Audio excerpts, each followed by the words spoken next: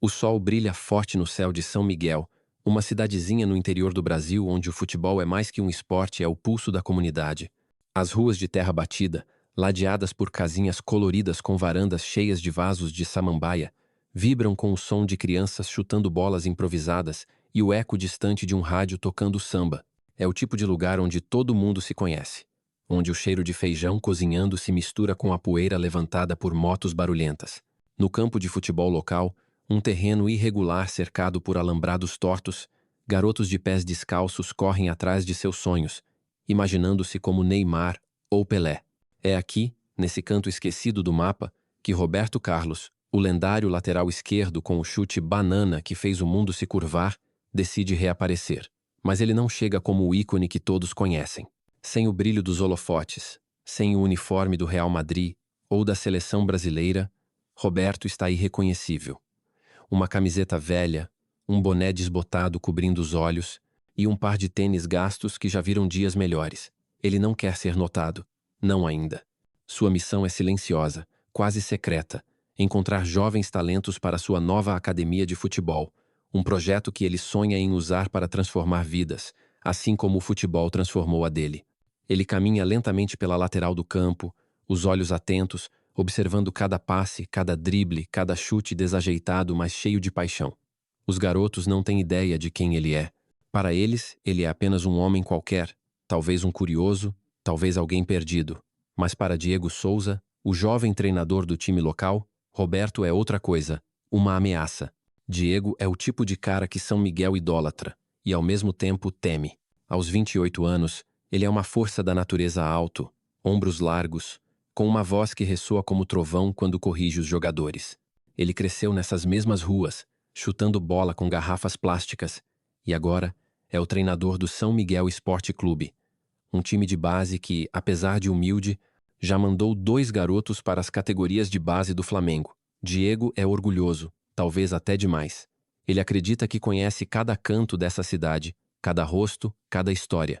E quando vê um estranho como Roberto rondando o campo, seu instinto entra em alerta. Quem é esse cara? Ele pensa, franzindo a testa enquanto mastiga um palito de dente.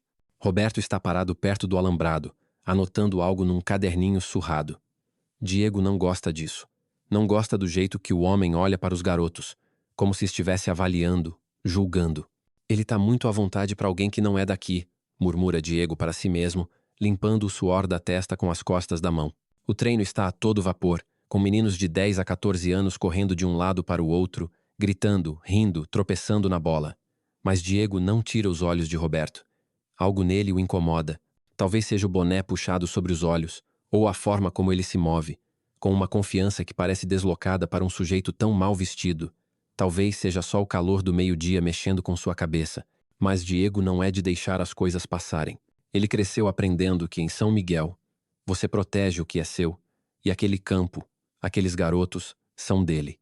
Roberto, alheio à desconfiança que desperta, continua sua observação. Ele vê potencial em um garoto magrelo chamado Lucas, de 12 anos, que tem um controle de bola surpreendente para sua idade. Lucas dribla com leveza, como se a bola fosse uma extensão do seu corpo, mas falta confiança nos chutes.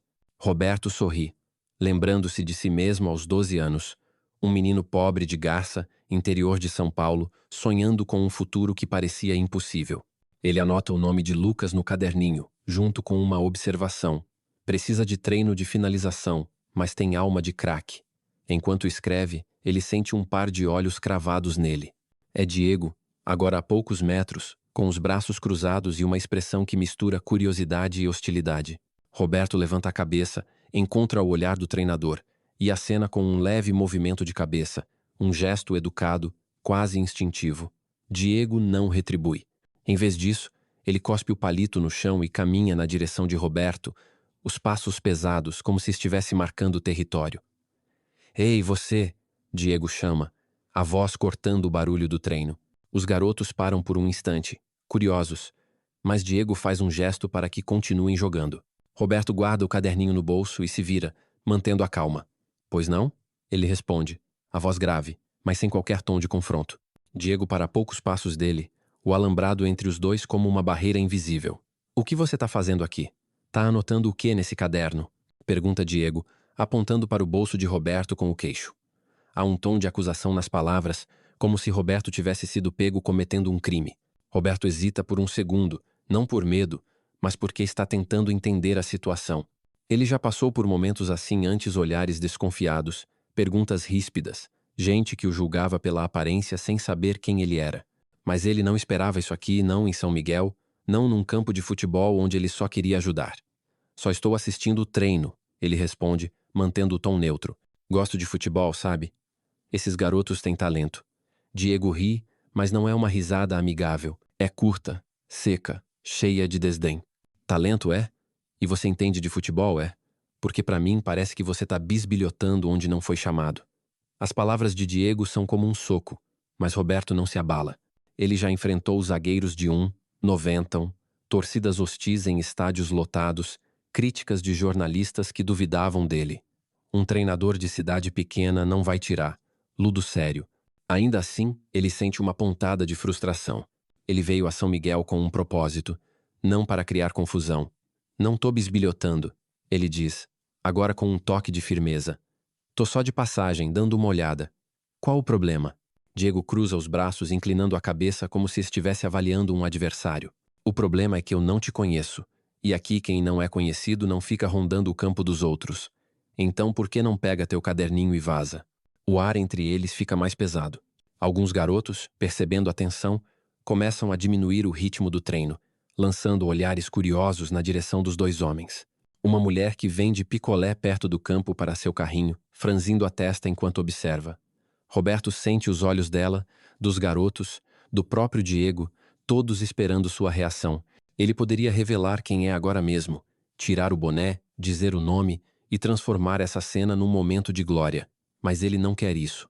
Não é assim que ele trabalha. Ele quer encontrar talentos sem o peso da sua fama interferindo, sem que os garotos joguem para impressioná-lo, mas sim para mostrar quem realmente são. Então, ele respira fundo e tenta novamente. Olha, amigo, não quero problema. Só vim ver o jogo. Se tá incomodando, eu saio. Ele dá um passo para trás, levantando as mãos num gesto de paz. Mas Diego não está disposto a ceder. Para ele, Roberto é um intruso. Alguém que ameaça a ordem que ele construiu com tanto esforço. Amigo é? Aqui não tem amigo que eu não conheço. Diego retruca, dando um passo à frente, quase encostando no alambrado. E se quer ver jogo, vai pro bar do Zé, que lá tem TV. Aqui é meu campo, minha regra. A tensão sobe mais um degrau. A mulher do picolé agora está falando ao telefone, talvez chamando alguém para ver o que está acontecendo. Um dos garotos, Lucas, o mesmo que Roberto anotou no caderno, se aproxima lentamente, segurando a bola com as mãos. Tio Diego deixa ele ficar. Lucas diz, a voz tímida, mas clara. Diego vira a cabeça tão rápido que Lucas dá um passo atrás. Volta pro treino, moleque. Isso aqui não é da tua conta. Lucas hesita, mas obedece, voltando para o campo com a cabeça baixa. Roberto observa a cena, e algo dentro dele muda. Ele vê o jeito que Diego comanda, com autoridade, mas também com um toque de rigidez que sufoca. Ele já viu treinadores assim antes, homens que amam o jogo, mas esquecem que estão lidando com crianças, com sonhos frágeis. Ele pensa em dizer algo, em confrontar Diego. Mas antes que possa falar, Diego dá o golpe final. Sabe o quê? Cansei de conversa. Ou você sai agora, ou eu chamo o segurança do campo para te tirar na marra. Diego aponta para um homem robusto, o seu Jorge, que cuida do alambrado e da entrada do campo. Jorge, que estava cochilando numa cadeira de plástico, levanta a cabeça, confuso, mas já se pondo de pé ao ouvir o chamado de Diego. Roberto sente o peso do momento. Ele não está com medo, ele enfrentou coisas muito piores na vida, mas está irritado. Irritado por ser tratado como um estranho na terra onde o futebol o tornou rei. Irritado por ver um treinador que deveria inspirar garotos agindo como um tirano. Mas acima de tudo, ele está triste. Triste porque sabe que se revelar quem é agora, a história vai mudar. Mas não da forma que ele queria. Ele queria encontrar talentos de forma pura, sem o circo da fama. Mas Diego não está dando escolha. Tá bem, Roberto diz, a voz baixa, quase um murmúrio. Eu vou. Ele começa a se afastar. Mas Diego, sentindo-se vitorioso, não resiste a uma última alfinetada. E leva esse caderninho contigo, espião. Aqui não tem nada para você roubar. As palavras são como uma faísca. Roberto para, vira-se lentamente, e pela primeira vez, há um brilho nos seus olhos que Diego não esperava. É o olhar de alguém que já enfrentou o mundo e venceu. Você está cometendo um erro, rapaz, Roberto diz. As palavras pesadas, mas sem raiva. Diego ri, achando que é blefe. Erro? O erro é você achar que pode chegar aqui e fazer o que quer. Sai logo, antes que eu perca a paciência. Nesse momento, a mulher do picolé, Dona Clara, se aproxima, o telefone ainda na mão. Diego, para com isso. O homem não está fazendo nada de errado. Ela diz, a voz firme, mas preocupada. Diego a ignora, apontando para Roberto. Clara, fica fora disso. Esse cara tá errado, e eu sei o que tô fazendo. Mas Dona Clara não recua. Ela olha para Roberto, e algo no rosto dele a faz hesitar. Ela já viu aquele rosto antes, talvez num pôster, talvez na TV. Você não é de São Miguel, é? Ela pergunta, quase como se estivesse falando consigo mesma. Roberto não responde, mas o leve sorriso no canto da boca diz mais do que palavras. Diego, percebendo que está perdendo o controle da situação, decide dobrar a aposta. Ele chama seu Jorge, que agora está a poucos metros, segurando um cacetete de madeira que parece mais decorativo do que funcional. Jorge, leva esse cara para fora. Ele tá perturbando. Jorge, um homem de meia idade com uma barriga que denuncia anos de cerveja, hesita. Ele não gosta de confusão, e algo no jeito de Roberto o deixa desconfortável. Diego, tem certeza? O cara só tava olhando. Jorge diz, coçando a nuca. Diego perde a paciência. Certeza, Jorge, faz teu trabalho. Os garotos agora pararam completamente o treino, formando um semicírculo a poucos metros, sussurrando entre si. Lucas, o garoto talentoso, está na frente, os olhos arregalados, segurando a bola contra o peito. Ele sente algo diferente em Roberto, algo que Diego não vê. Ele já ouviu histórias sobre craques que aparecem em cidades pequenas, disfarçados, procurando novos talentos. Ele viu isso num documentário sobre o Zico, e agora, olhando para Roberto, ele começa a juntar as peças. Tio Diego, acho que ele é alguém importante, Lucas diz, a voz tremendo de excitação. Diego vira-se para o garoto, o rosto vermelho de irritação. Lucas, cala a boca e volta para o campo. Tô cansado de você se metendo. Mas Lucas não se move. Ele olha para Roberto, e então, como se uma lâmpada tivesse acendido na sua cabeça, ele grita. É o Roberto Carlos. É ele, o cara do chute banana. O nome ecoa pelo campo, como uma onda que paralisa todos. Diego congela, o cacetete de seu Jorge para no ar. E Dona Clara deixa o telefone escorregar da mão, a boca aberta. Os garotos explodem em murmúrios, alguns rindo, outros gritando, todos olhando para Roberto com uma mistura de descrença e admiração. Roberto suspira, tirando o boné lentamente. O sol ilumina seu rosto, e agora não há mais dúvida. É ele, o homem que fez defesas tremerem, que ganhou Copas do Mundo, que colocou o Brasil no mapa do futebol com um chute que desafiava as leis da física. Diego sente o chão desaparecer sob seus pés. Suas pernas fraquejam, e ele dá um passo atrás, o orgulho que o sustentava até agora desmoronando como um castelo de areia. Você é. Ele gagueja, incapaz de terminar a frase. Roberto o encara, não com raiva, mas com uma calma que é quase pior. Eu sou só um cara que ama futebol, ele diz, a voz firme, mas carregada de decepção. Mas você, rapaz, você acabou de cometer o maior erro da sua vida. A multidão ao redor, os garotos, Dona Clara, seu Jorge, até os passantes que pararam para ver o tumulto fica em silêncio, o peso daquelas palavras pairando no ar. Diego abre a boca para falar, mas nada sai. Ele sabe que acabou de humilhar uma lenda. E pior, sabe que essa história não termina aqui. O sol já não queima tanto em São Miguel, agora pendendo baixo no horizonte, tingindo o céu de laranja e roxo. O campo de futebol, ainda vibrante com a energia dos garotos, parece diferente após o incidente da manhã. A poeira levantada pelos pés descalços ainda paira no ar, mas há uma eletricidade nova, uma mistura de reverência e curiosidade. A notícia de que Roberto Carlos, o lendário lateral esquerdo, esteve ali, disfarçado, espalhou-se como fogo em mato seco. As ruas da cidadezinha estão agitadas. No bar do Zé, homens discutem entre cervejas se Diego Souza foi corajoso ou estúpido. Na praça, adolescentes compartilham vídeos do confronto gravados em celulares, rindo da cara de Diego quando a verdade veio à tona. Mas no campo onde tudo aconteceu, o clima é outro.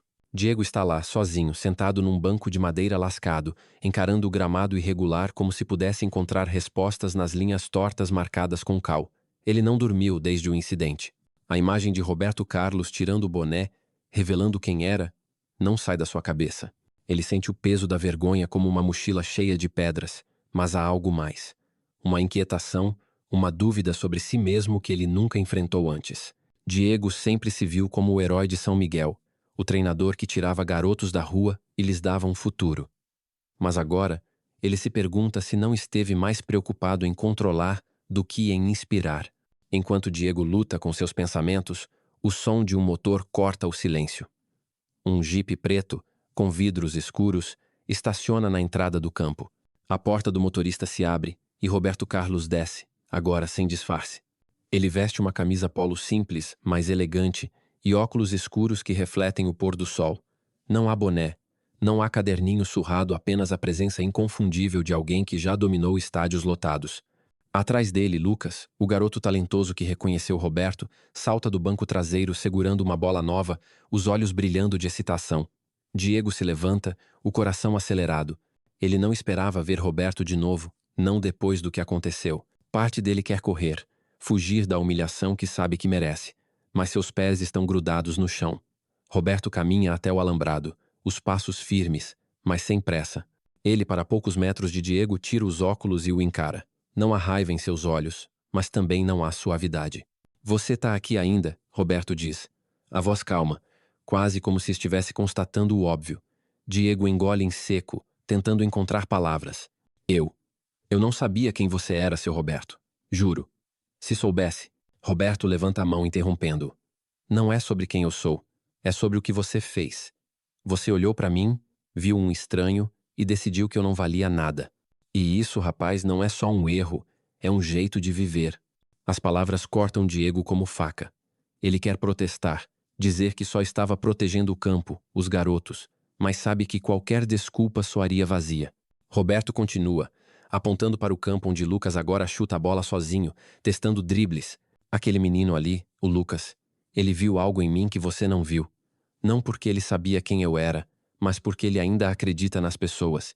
Você já foi assim, não foi? Antes de decidir que o mundo é só ameaça. Diego baixa a cabeça, as mãos apertando as coxas. Ele se lembra de quando era criança, jogando com bolas de meia, sonhando em ser um craque. Ele lembra do treinador que o incentivou, um homem simples que acreditava em cada garoto, mesmo os que nunca seriam profissionais. Em algum momento, Diego perdeu isso.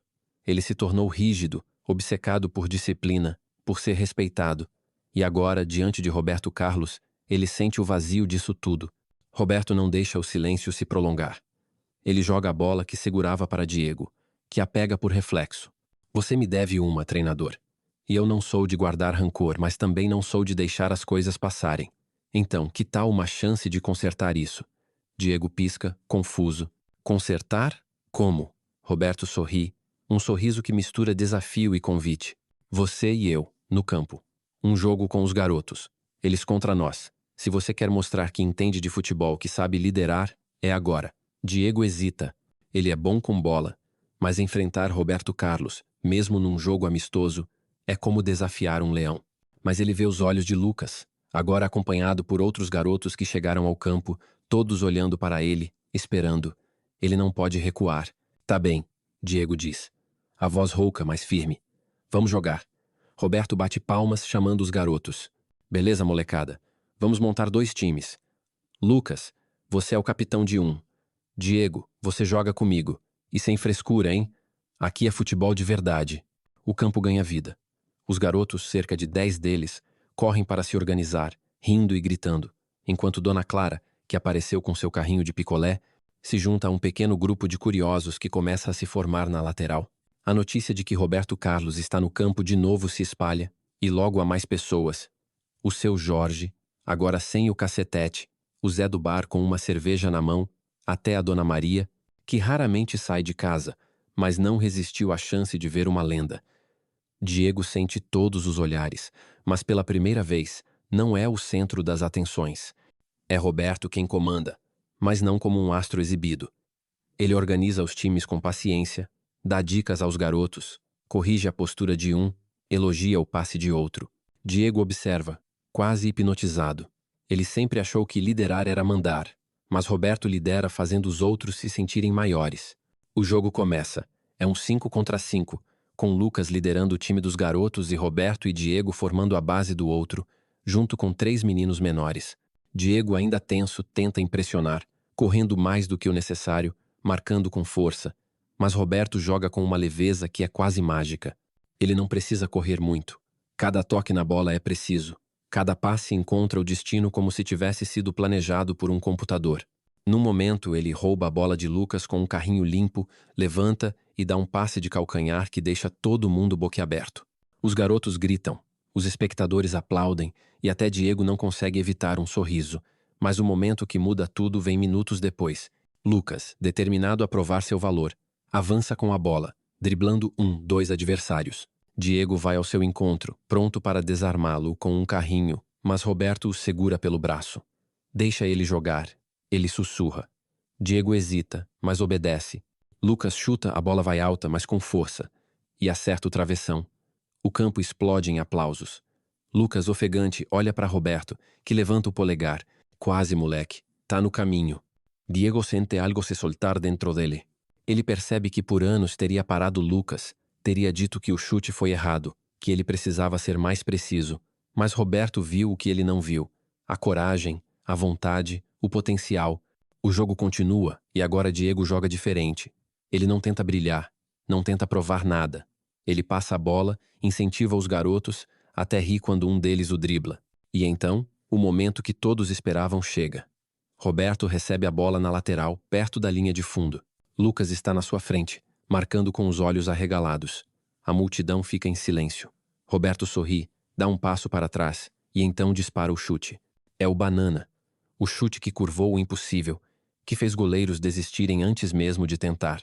A bola sobe, gira, desce em uma curva que parece desafiar a gravidade e entra no ângulo, rasgando a rede improvisada.